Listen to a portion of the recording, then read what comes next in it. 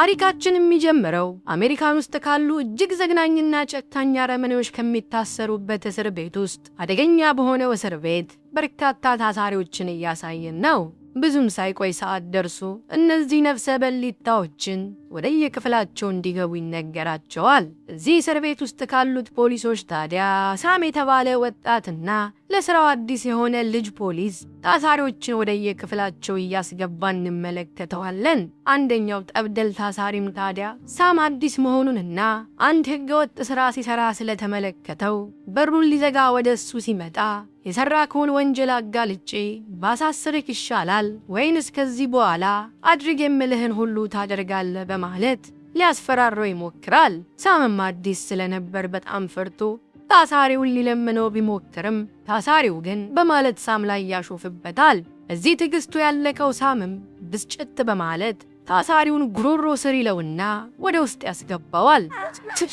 ነገር ግን ታሳሪው እንዳያጋልጠው ስለፈራ ሳም ራሱን ከግድግዳ ጋር በማጋጨት ቀጥሎ ደግሞ እስረኛውን ላዩ ላይ እንዲደበደበው በማድረግ ተጎጂ መስሎ እርዳታ ይጣራል። ሌሎች ፖሊሶችም መጥተው ያለውን ነገር ካረገቡ በኋላ ሳምን እርዳታ እንዲያገኝ ያደርጉታል። የፖሊሶቹ አለቃ ምን ተፈጥሮ እንደሆነ ሳምን ሲጠይቀው ሳም ነገሩ እንዳይባባስና የራሱም ጉድ እንዳይወጣ በመፍራት ትንሽ አለመግባባት ተፈጥሮ እንደሆነ ይዋሻል። አለቃውን በጣም በመበሳጨት ሲጀመር ጥፋትክ ወደ አንተ ሲቀርብ ምንም እርዳታ ለመጥራትክ ነው በማለት ሳምን ይቆጣዋል። አለቃውን ቀጥሎ ይሄ ልጅ ሌላ ነገር ሳይደርስበት ከዚህ በኋላ ማማ ላይ ሆኖ ይጠብቅ በማለት ሳም ወደ ማማው ቦታ ይዘዋወራል። ምንም እንኳን ሳም አሁን ወደ ተሻለ ቦታ የተዘዋወረ ቢመስለውም የእርሱን ሕይወት አደጋ ላይ የሚጥል ነገር እዚህ ቦታ ላይ ነበር የተፈጠረው። ሳምም ወደ ማማው ከተዘዋወረ ከጥቂት ቀናት በኋላ አንድ ቀን ላይ እስረኞቹ ውጪ ሳሉ አንድ አጠራጣሪ ነገር ሳም ይመለከታል። አሁን ደግሞ ምን ሊፈጠር ነው ብሎ ሳም በአጉሊ መነጽር ሲመለከት እስረኞቹ በሙሉ እርስ በርስ መደባደብ ይጀምራሉ። ሳምም ቶሎ ብሎ የአላርሙን ደወል በመንካት ሁሉንም ፖሊስ ያሳውቃቸዋል። ፖሊሶቹም በሙሉ አስለቃሽ ጭስ የሚተኩስ መሳሪያ በመያዝ ከላይ ሆነው በመደርደር ጭሱን መልቀቅ ይጀምራሉ። ይሁን እንጂ የተነሳው አመጽ በጭስ ብቻ የሚረግብ ስላልነበር ፖሊሶቹ ምንም አማራጭ ስላልነበራቸው የማስጠንቀቂያ ተኩስ መተኮስ ይጀምራሉ። በዚህ ሰዓት ሁሉም መሬት ላይ በመተኛት ድብድቡን ሲያቆሙ ሁለት እስረኞች ግን አንድ እስረኛ ለሁለት ብዙ ቦታ ደጋግመው መውጋት ይጀምራሉ። በዚህ ጊዜ የፖሊሱ አለቃ ሳምን አሁን ላይ ለመግደል ተኩስ ብሎ ሲያዘው ሳምታ የተባለውን ስቶ ሌላ እስረኛ ይመጣል። ወዲያው ሙሉ የታጠቁ ፖሊሶች ወደ ውስጥ በመግባት ያንዳንዱን እስረኛ እያሰሩ ያስወጣቸዋል። ሳምም የሰራው ስህተት ገብቶት ክፉኛ ይደናገጣል።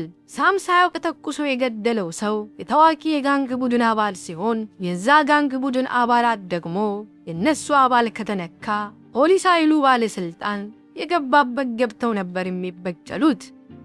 በሚቀጥለው ቀንም የእስር ቤቱ ዋና ኃላፊ የፖሊሶቹ ኃላፊና የጋርዶቹ ኃላፊ ለሶስት ተሰብስበው የሳምን ጉዳይ መወያየት ይጀምራሉ። ይህን ልጅ ሬት ብንወስደው የሚሻለው ብለው ብዙ ተጨንቀው ካሰቡ በኋላ የእስር ቤቱ ዋና ኃላፊ በመጨረሻም ሳም ወደ ሴቶቹ እስር ቤት እንዲዘዋወር ተፈርዶበት ወደዛ አቅንቶ ስራውን ይጀምራል። ነገር ግን ሳም አሁን ሰላም ነኝ ማንም አይደርስብኝም ብሎ ቢያስብም የገደለው እስረኛ ጋንግ ቡድን እጃቸው ምን ያህል ረጅም እንደሆነ በዚህኛው እስር ቤት ነበር የሚረዳው። ሳምም ስራውን በጀመረ በመጀመሪያ ቀን ሴቶቹ ታሳሪዎችን ወደሚማሩበት ክፍል እያስገባ እያለ ሴቶቹ እስረኞችም የሳምን ልጅነቱንና አዲስ መሆኑን ተመልክተው ይለክፉት ይጀምራሉ። ከለከፉት ሴቶች ውስጥም ቼሪ የተባለችው እስረኛ የሳምን ቀልብ ትስበዋለች። ሴቶቹን ገብተው ሲጨርሱ አስተማሪያቸው ሳም ከሴቶቹ እስረኞች ጋር የነበረውን ሁኔታ አይታ ስለነበር ውስጥም ክላስ እንደተጀመረ ቼሪ የተባለችው እስረኛ መስታወት በማውጣት ሳምን መከታተል ትጀምራለች። ምሳ ሰዓት ላይ ሳም ከአዲሶቹ የሥራ ባልደረቦቹ ጋር ምሳ እየበላ ሳለ ስለ አዲሱ እስር ቤት ይጠይቁታል። ሳምም ከወንዶቹ ጋር ሲወዳደር ይህ ገነት ነው በማለት የወንዶቹ እስር ቤት ምን ያህል ገሃነም እንደሆነ ያጫውታቸዋል።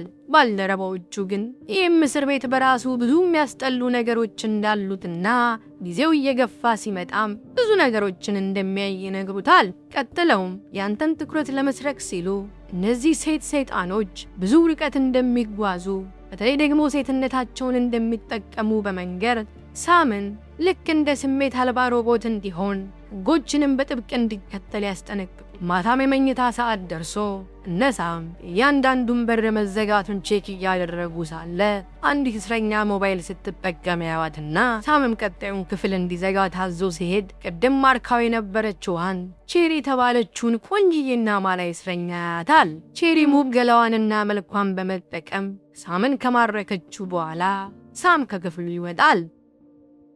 በሚቀጥለው ቀንም ሳም እንደለመደው ስራ ቦታ ቆሞ ሳለ እስረኞቹ ሲገቡ አንዷ እስረኛ አውቃ ቼሪን ወደ ሳም ትገፈትራታለች። ቼሪም ወደ ሳም ጆሮ ጠጋ በማለት ማታ እንገናኝ ብላው አይደለም የሳምን አይነት አዲስና ወጣት ልጅ እኔ ነኝ ያለ ወንድን በሚፈትን ድምጽ ተናግራው ሀፍረተ ስጋውን ነክታው ታልፋለች። የሳምንም ሁኔታ ያየችው ባልደረባው ኧረ አንተ ሰው አደብ በማለት ራሱን እንዲቆጣጠር ትገስጸዋለች። ይህንሽ ተበላ። እዛን ቀን ምሽትም ሳም እየዞረ መብራት ያላጠፉትን እንዲያጠፉ እያዘዘ እያለ ልክ ቼሪ ክፍል ሲደርስ ቼሪ ሳምን ለማጥመድ ርቃኗን በመሆን አማላይ ሰውነቷን ታሳየዋለች። ሳምም በዚህ ሰዓት የመጣው ይምጣ ብሎ በሩን ሰብሮ ሁሉ ቢገባ እጅግ በጣም ደስ ይለው ነበር። ሳም ግን ያላወቀው ነገር ቢኖር እያንዳንዱ ነገር ለካ በቼሪ ጓደኛ ስልክ እየተቀዳ ነበር። በሚቀጥለውም ቀን ሳም መቆጣጠሪያ ክፍል ሆኖ ሳለ ቼሪ አመመኝ በማለት ወከባ መፍጠር ትጀምራለች። አብራው የነበረችው ባልደረባዋም ወደ ክፍሏ እንዲሄድ ነግራው ሳም ክፍሏ እንደደረሰ ቼሪ ጎኔን እያለች መንቆራጠጥ ትጀምራለች።